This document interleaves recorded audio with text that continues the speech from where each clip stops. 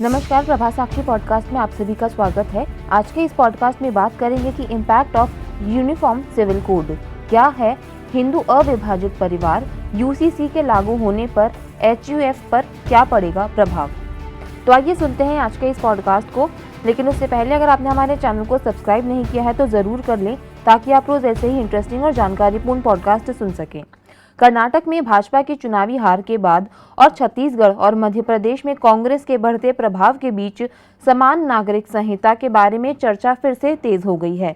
धारा 370 को खत्म करने और अयोध्या में राम मंदिर निर्माण का कार्य चलने के साथ यूसीसी संघ परिवार के एजेंडे और भाजपा के घोषणा पत्र के वादे का हिस्सा है। कुछ दिनों पहले ही विधि आयोग द्वारा यूसीसी पर सार्वजनिक और धार्मिक निकायों की राय मांगने के बाद से इस पर राजनीतिक बयानबाजी भी तेज हो गई है। नरेंद्र मोदी सरकार 2024 के चुनावों से पहले इसे लाने के लिए गंभीर है। हालांकि बीजेपी इसे लाने की बाधाओं से अच्छी तरह वाकिफ है और सूत्रों का कहना है कि वो इसको लेकर जल्दबाजी नहीं करेगी। भारत में समान नागरिक संहिता को लागू करने की मांग बढ़ रही है।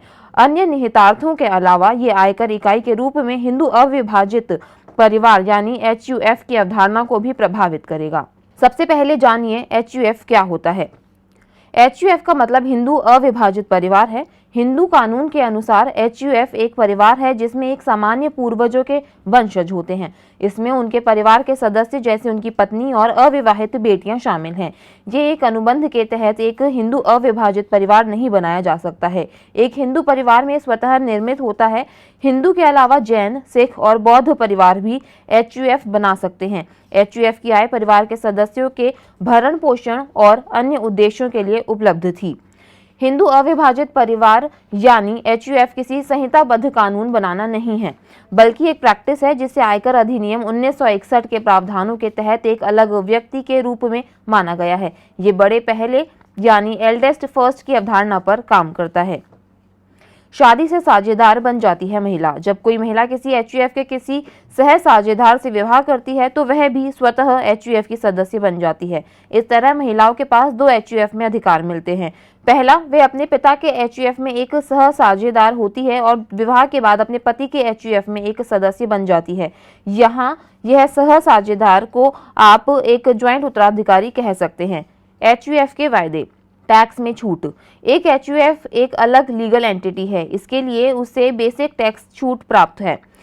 इसे इसके सदस्यों से अलग माना जाता है और इसका अलग पैन कार्ड होता है, जिससे आय का एक अलग प्रवाह बनता है। एक एचयूएफ के सदस्यों को एचयूएफ से प्राप्त आय की किसी भी राशि पर टैक्स से पूरी छूट प्राप्त होती है, जहां एचयूएफ की आय में से राशि का भुगतान किया गया हो।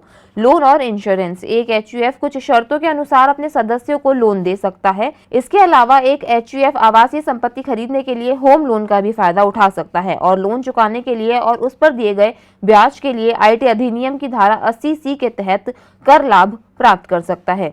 निवेश। एचयूएफ को आईटी अधिनियम की धारा 80C के तहत टैक्स का लाभ पाने के लिए टैक्स सेविंग फिक्स्ड डिपॉजिट और इक्विटी लिंक्ड बचत योजनाओं में निवेश करने की अनुमति है। हालांकि एक एचयूएफ अपने नाम पर एक सार्वजनिक भविष्य निधि खाता नहीं खोल सकता है, लेकिन अपने सदस्यों के संबंधित पीपीएफ खातों में एचयूएफ द्वारा जमा की गई राशि के लिए कर कटौती का दावा कर सकता है।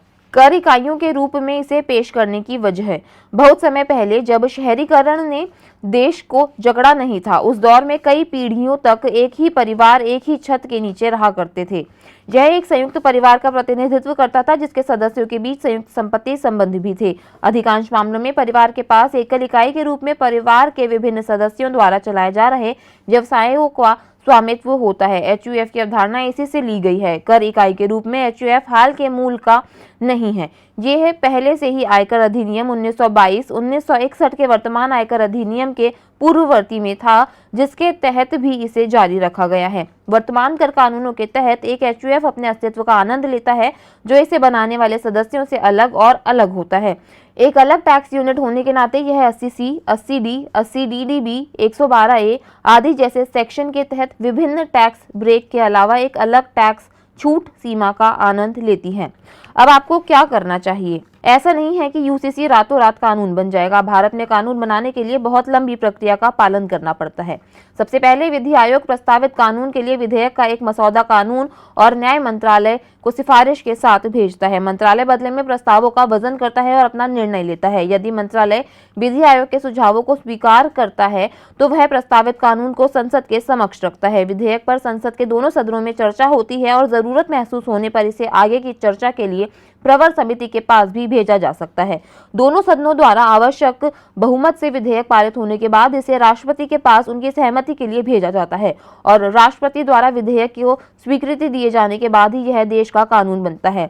इसलिए आगे काफी लंबी यात्रा है, इसलिए इसके लिए हमें अभी कुछ भी करने की जरूरत नहीं है। सामान्य नागरिक संहिता के कार्यान्वयन का प्रभाव। अगर यूसीसी को अंततः लागू किया जाता है तो एचयूएफ की अवधारणा को छोड़ देना होगा। इसके लिए ही आयकर अधिनियम में संशोधन की आवश्यकता हो सकती है। यदि केरल संयुक्त हिंदू परिवार प्रणाली उन्मूलन अधिनियम 1975 में निहित समान लाइन पर यूसीसी में कोई विशिष्ट प्रावधान नहीं किया गया है। कानून के उपरोक्त भाग में प्रावधान है कि कानून लागू होने के बाद एचयूएफ के सभी संस्थानों को केरल राज्य में मान्यता नहीं दी जाएगी।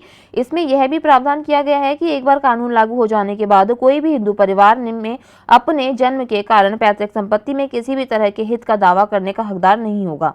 इसलिए यूसीसी के लागू होने के बाद न केवल जन्म लेने वाले व्यक्तियों के अधिकारों के बारे में प्रावधान बल्कि मौजूदा संयुक्त परिवार के बारे में भी प्रावधान या तो यूसीसी के तहत या आयकर कानूनों के तहत किए जाने होंगे।